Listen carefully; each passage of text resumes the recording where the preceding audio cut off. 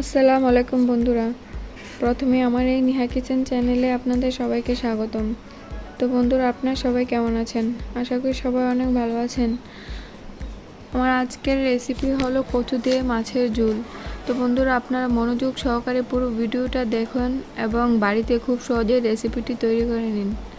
তো বন্ধুরা, আমার আজকের এই ভিডিও চলুন শুরু করা যাক।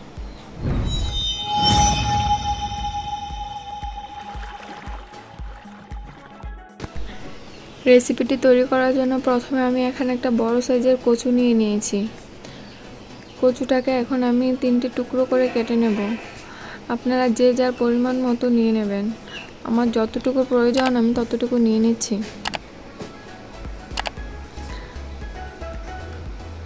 বন্ধুরা, আপনারা যদি আমার এই চ্যানেলে নতুন হয়ে থাকেন তাহলে অবশ্যই আমার চ্যানেলটাকে সাবস্ক্রাইব করে নেবেন এবং নোটিফিকেশন বেল প্রেস করে অল করে দিবেন, যাতে করে আমার প্রত্যেকটা ভিডিওর নোটিফিকেশন সবার প্রথমে আপনার কাছে পৌঁছে যায়।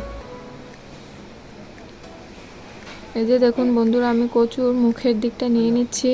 আপনার পছন্দ মতো নিয়ে নেবেন। এখন আমি 4 ভাগ করে কেটে নিচ্ছি। অতটা ভারীও রাখছি না, পাতলাও করে নিচ্ছি না। আপনারা চাইলে কচুটাকে আরও বারিক করেও কেটে নিতে পারেন।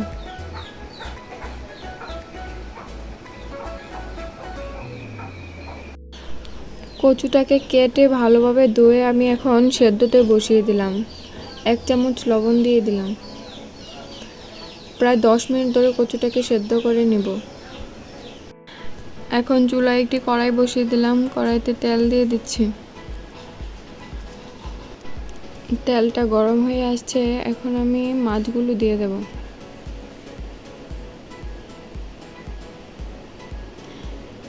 একে একে সবকটা মাছ আমি দিয়ে দিচ্ছি। এখানে আমি মাথার দিকটা লেজাটা নিয়ে নিচ্ছি। আপনারা আপনাদের চাহিদা মতো নিয়ে নেবেন।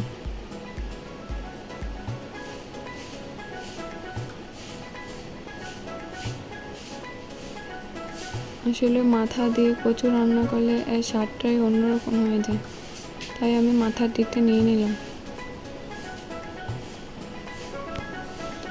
মাছগুলো এক পাশটা হয়ে গেছে, এখন আমি উল্টে দিচ্ছি।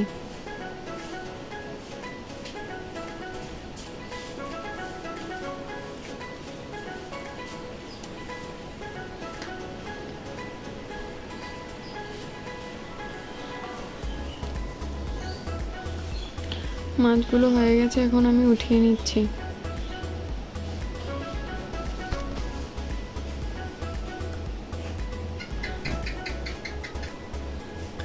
মাছগুলোকে উঠিয়ে নেওয়ার পর কড়াইতে যে তেলটা থাকবে সেখানে আমি পেঁয়াজ কুচি দিয়ে দিলাম।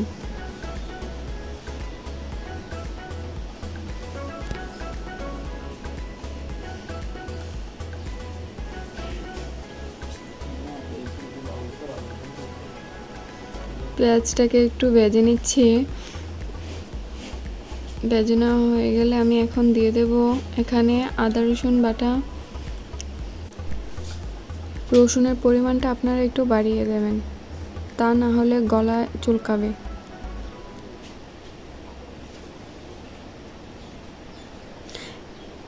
আদা রসুনটা দিয়ে একটু ভেজে নেব।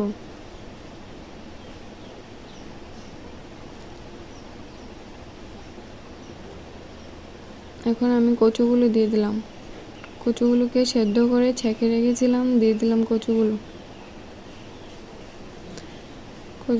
দিয়ে আবার একটু ভেজে নিচ্ছি।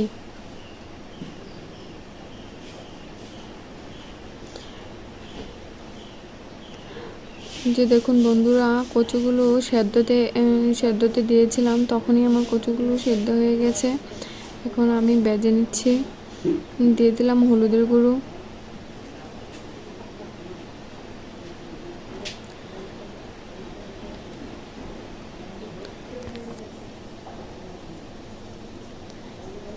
দিয়ে দেবো মরিচের গুঁড়ো। আপনারা চাইলে মরিচটাকে কাঁচা মরিচও পেস্ট করে দিয়ে দিতে পারেন। এখানে দিয়ে দিলাম ধনিয়া গুঁড়ো।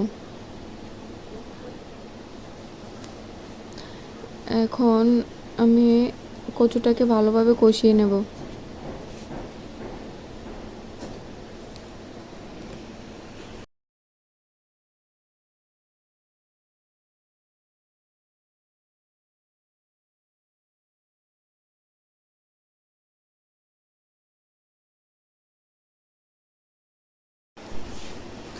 কষানো হয়ে গেছে, এখন আমি পানি দিয়ে দিলাম। পানিটাকে দিয়ে ভালোভাবে নেড়ে নিচ্ছি। এখন আমি ঢেকে দেবো প্রায় 10 মিনিটের জন্য।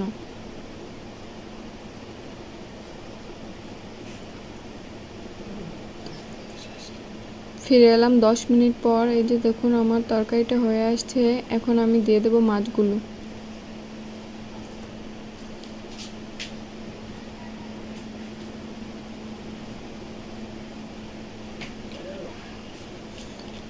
মাছগুলোকে দিয়ে একটু নেড়ে নিচ্ছি, তা না হলে মাছটা উপরে উঠে আসছে।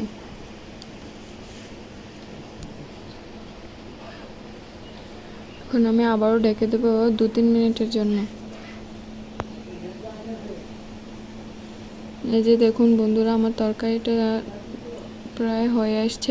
এ পর্যায়ে এসে আমি ধনিয়া পাতা কুচি দিয়ে দিলাম। ধনিয়া পাতা কুচিটা দিয়ে আবারও একটু নেড়ে দিচ্ছি।